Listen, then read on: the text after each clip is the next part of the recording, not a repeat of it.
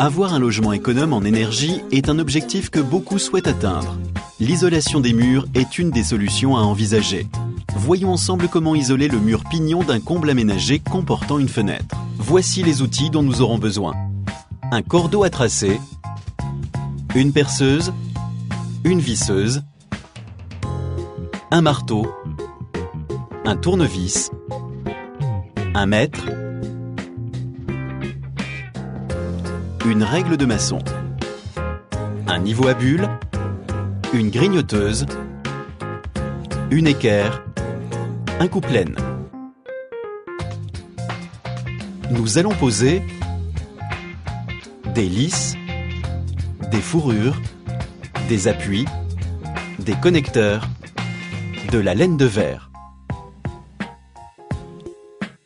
Travaillez sur un mur sain et des encadrements de fenêtres étanches à l'air. Pour votre confort de travail, portez des gants et des vêtements à manches longues. Travaillez dans un local aéré. Selon la configuration de vos combles, l'aide d'une seconde personne peut être nécessaire.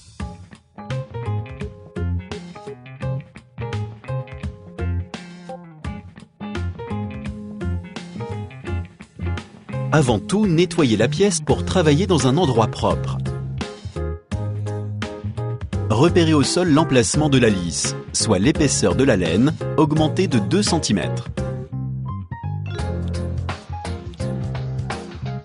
Matérialisez ensuite la ligne de pose au cordeau à tracer.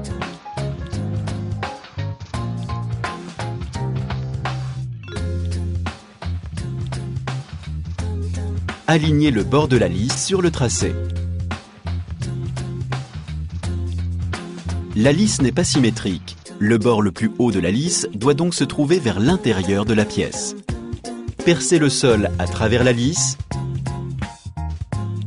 puis enfoncez des chevilles à frapper à l'aide du tournevis et du marteau. Ici, la lisse n'est pas assez longue. Mesurez la longueur manquante. Reportez-la sur la lisse. Et coupez à l'aide de la grignoteuse. Protégez-vous avec des gants.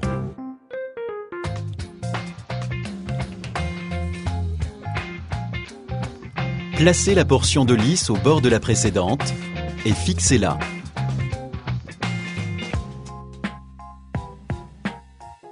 On va marquer l'emplacement de la lisse au plafond. Elle se trouvera à la verticale de la lisse fixée au sol. Vérifiez l'aplomb à l'aide du niveau à bulles et tracez un repère. Faites de même en un deuxième point sur le rampant. Tracez maintenant la ligne de pose des lisses sur le rampant. Reproduisez les mêmes gestes sur l'autre rampant. Appliquez la lisse au bord du tracé, puis vissez-la. Regardez, vous devez visser dans l'ossature de l'isolation de la toiture en vous repérant sur l'alignement des vis.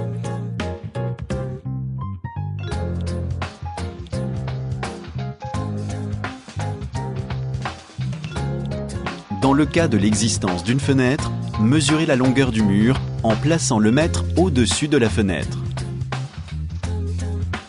Puis reportez cette mesure sur une fourrure. Découpez à l'aide de la grignoteuse.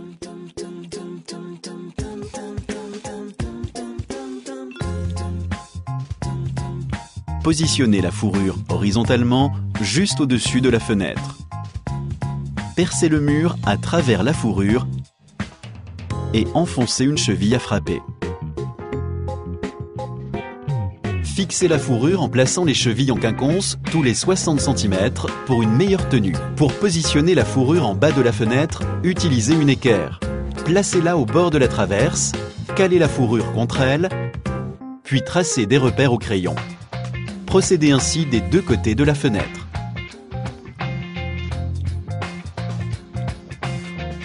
Positionnez la fourrure en vous aidant des repères, puis percez et chevillez en quinconce tous les 60 cm environ.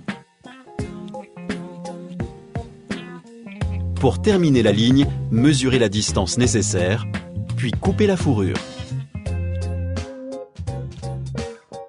Passez la fourrure sous le tuyau. Percez et fixez. On va maintenant mettre en place les fourrures verticales d'encadrement de fenêtres. Mesurez la distance séparant les deux fourrures précédemment posées. Procédez ainsi de part et d'autre de la fenêtre, puis coupez les fourrures à la bonne longueur. Clipsez un connecteur à l'extrémité de la fourrure, puis sur la fourrure horizontale. Utilisez un second connecteur pour l'autre extrémité. Reproduisez les mêmes gestes de l'autre côté de la fenêtre. Il est nécessaire de bien positionner les fourrures verticales pour réserver l'emplacement du futur habillage en plaque de plâtre du pourtour de la fenêtre. Pour cela, faites glisser une chute de plaque de plâtre entre la fenêtre et la fourrure, puis ajustez au besoin la fourrure. Une fois les fourrures en position, fixez les connecteurs en vissant à travers la fourrure. Tracez maintenant des repères sur la fourrure tous les 60 cm précisément en partant de la fenêtre. Puis clipsez les appuis sur ces repères. Placez aussi un appui dans chaque angle de la fenêtre.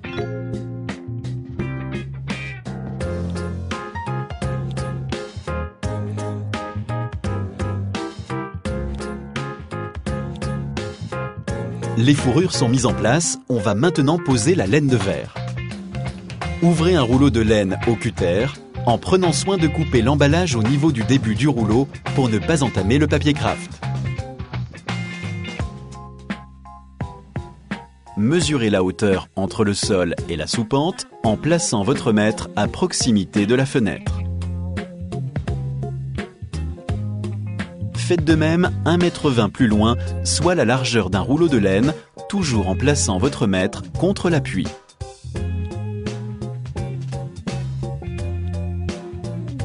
Reportez ces mesures sur la laine en y ajoutant 3 cm,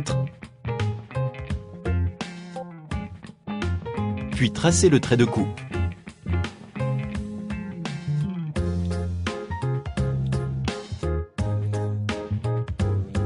Découpez au couteau coupe-laine.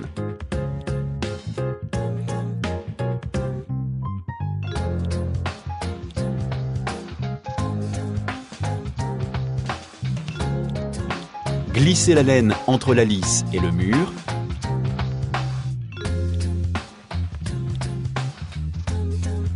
Et embrochez-la sur les appuis. Fixez-la ensuite en insérant les cavaliers sur les appuis, puis verrouillez en tournant le cavalier d'un quart de tour. Parfait. Prenez les mesures pour le morceau suivant, reportez les mesures sur la laine, tracez un trait de coupe, puis découpez la laine de verre. Embrochez-la, puis verrouillez les cavaliers. Recouvrez ainsi l'ensemble du mur. Pour réaliser la découpe de l'isolant autour de la fenêtre, découpez la laine au coupe-laine en suivant le cadre de la fenêtre. Le quadrillage aide à obtenir une coupe droite.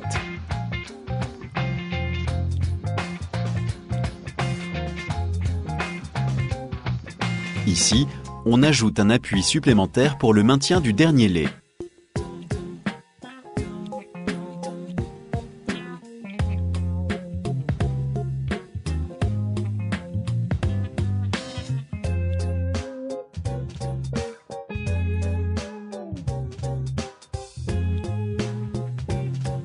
On va poser les fourrures sur lesquelles on vissera les plaques de plâtre. Mesurez la hauteur du sol à la soupente en plaçant votre mètre dans l'alignement des cavaliers. Reportez ces mesures, puis positionnez l'équerre de manière à reproduire l'angle de la soupente sur la fourrure. Coupez à la grignoteuse. Parfait. Introduisez maintenant la fourrure dans la lisse. D'abord en bas, puis en haut. Clipsez les fourrures sur les cavaliers. Faites de même de l'autre côté de la fenêtre. Pour une meilleure rigidité, il est nécessaire de doubler les fourrures sous la fenêtre.